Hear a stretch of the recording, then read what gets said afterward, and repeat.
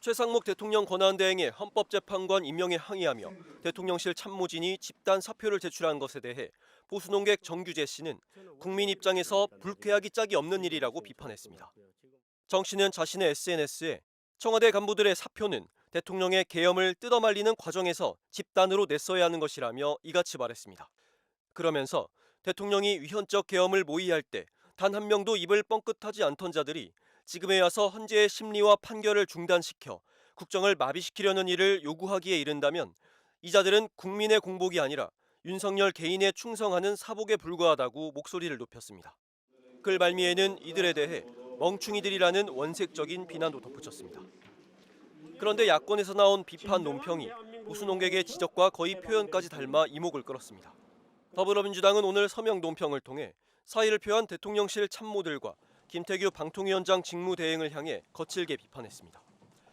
민주당은 내란에는 입도 뻥끗 못하던 자들이 내란 단죄에는 사표까지 내가며 회방을 놓는 모습은 한마디로 가관이라고 꼬집었습니다. 이어 대통령실과 정부 인사들의 집단 행패는 내란 세력과 한통속임을 입증한다며 하루빨리 내란 잔부를 진압하고 내란 세력을 뿌리 뽑아야 한다고 주장했습니다. 그러면서 국무회의 배석자인 김태규 대행에 대해서는 국무위원도 아닌 대행에 불과한 사람이 이런 행패에 가담하다니 가소롭다고 비난했습니다. 정진석 비서실장을 포함한 대통령실 수석급 이상 참모들이 일괄 사의를 표명했습니다. 새해 첫날 일정으로 국립현충원 참배에 나선 최상목 대통령 권한대행을 보좌한 뒤 1시간 만에 집단으로 사표를 낸 겁니다. 대통령실 참모들에 이어 김태규 방통위원장 직무대행도 사표를 냈습니다.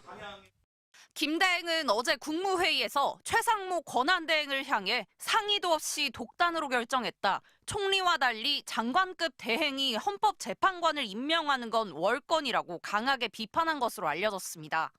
그러면서 국무회의 현장에서 사직서를 쓴 뒤 제출한 것으로 전해졌습니다.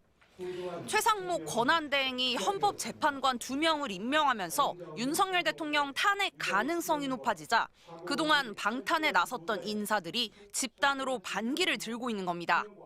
한 여권 관계자는 국무위원과 대통령실, 여당, 정부 관계자들이 죄다 최 권한대행을 말렸다며 사의 표명은 배신자를 향해 사퇴하라는 항의 차원 아니겠냐고 말했습니다. 어저께 그 헌법재판관 임명 부분은 굉장히 유감스러운 부분이고 그에 따라서 책임과 평가 이런 부분은 피하지 못하고. 대통령실 참모들은 불과 며칠 전까지만 해도 전혀 다른 행보를 보였습니다. 윤 대통령이 제주항공 여객기 참사에 국민과 함께하겠다는 글을 남긴 지난달 29일 대통령실 참모들은 긴급 회의를 열고 24시간 비상대응 태세를 유지하겠다고 최 대행에게 보고했습니다. 그러다가 최 대행이 헌재 재판관을 임명하자 태도가 돌변한 겁니다. 더불어민주당은 12.3 비상계엄 사태에는 입도 뻥끗 못하던 자들이 내란 단죄에는 사표까지 내가며 회방을 놓는 모습이 한마디로 가관이라고 비판했습니다. 최 대행은 기재부 공지를 통해 지금은 민생과 국정 안정에 매진해야 할 때라며 사표 수리 계획은 없다고 잘라 말했습니다. MBC 뉴스 구승입니다. 보수 원로 논객으로 꼽히는 조갑재 전 월간조선 편집장이 윤석열 대통령과 그를 두둔하는 국민의힘을 강하게 비판하고 나섰습니다. 조 전 편집장은 자신의 홈페이지에 사람이 미치지 않고서야 이런 짓은 못한다는 글을 올려 윤 대통령을 미치광이 역적, 국민의힘을 이적단체라고 비판했습니다. 명백하고 현존하는 미치광이 역적 대통령을 제명할 줄 모르는 국힘당은 이적단체라며 미치광이를 끼고 도는 집단도 미치광이다. 곱게 미친 게 아니라 더럽게 미친 것이라고 그야말로 직격했습니다. 거구라는 표현은 사실은 여기서 적당하지 않고 미친이라고 하는 게 정확할 겁니다. 아니 거구라고 해가지고 부정선거 음모론을 믿습니까?